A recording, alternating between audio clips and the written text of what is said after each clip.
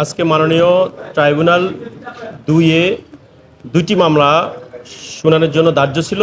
একটি হচ্ছে বৈষম্যবিরোধী ছাত্র আন্দোলন চলাকালীন সময়ে ১৬ই জুলাই রংপুর বেগম রোকেয়া বিশ্ববিদ্যালয়ের সামনে যে জুলাই অভ্যুত্থানের প্রথম শহীদ আবু সাঈদকে যে নির্মম নিষ্ঠুরভাবে হত্যা করেছে, সেই মামলাটিতে মাননীয় ট্রাইব্যুনাল আগে ৩০ জন আসামির বিরুদ্ধে কগনিজেন্স নিয়েছেন।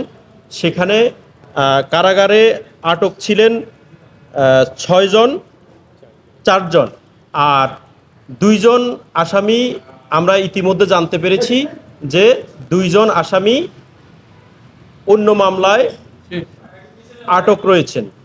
সেই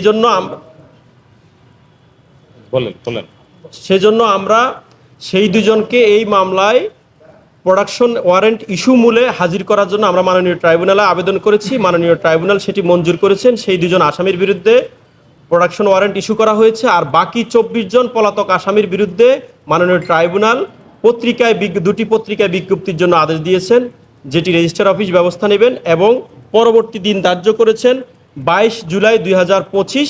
২২ জুলাইতে সেদিন পত্রিকা বিজ্ঞপ্তি হয়ে আসলে যারা পলাতক থাকবেন তাদের জন্য রাষ্ট্র নিযুক্ত আইনজীবী নিয়োগ করা হবে। তারপরেই অভিযোগ শুনানির দিকে মামলাটি যাবে। আর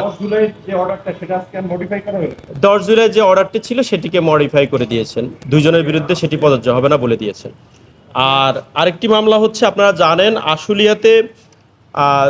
আশুলিয়া থানার সামনে বৈষম্যবিরোধী আন্দোলন চলাকালীন সময়ে ৫ জন শহীদের লাশ এবং একজন আহতকে একসাথে যে পুড়িয়ে নির্মম নিষ্ঠুরভাবে পৈশাচিক কায়দায় তাদের লাশগুলো পুড়িয়ে দিয়েছে, সেই মামলাটি ছিল।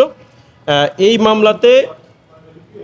মামলাতে ৮ জন আসামি কাস্টডিতে আছে, আর ৫ জন আসামির ওয়ারেন্ট এক্সিকিউশন রিপোর্ট এখনও ট্রাইব্যুনালে আসেনি, এসে পৌঁছায়নি।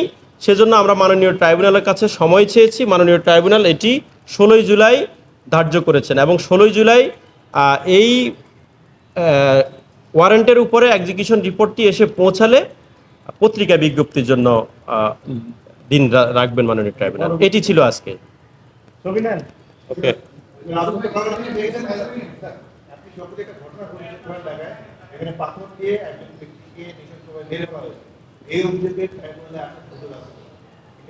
এইটা আসলে আমার বলার এখতিয়ারের মধ্যে পড়ে না। যে কেউ চাইলে তো এটা যেহেতু ক্রাইমস এগেইনস্ট হিউম্যানিটির এগেইনস্টে মামলা, সিস্টেমেটিক অ্যাটাক থাকতে হবে, ওয়াইড স্প্রিড থাকতে হবে। সো এটা আমাদের এই ট্রাইব্যুনালের এখতিয়ারাধীন বিষয় না।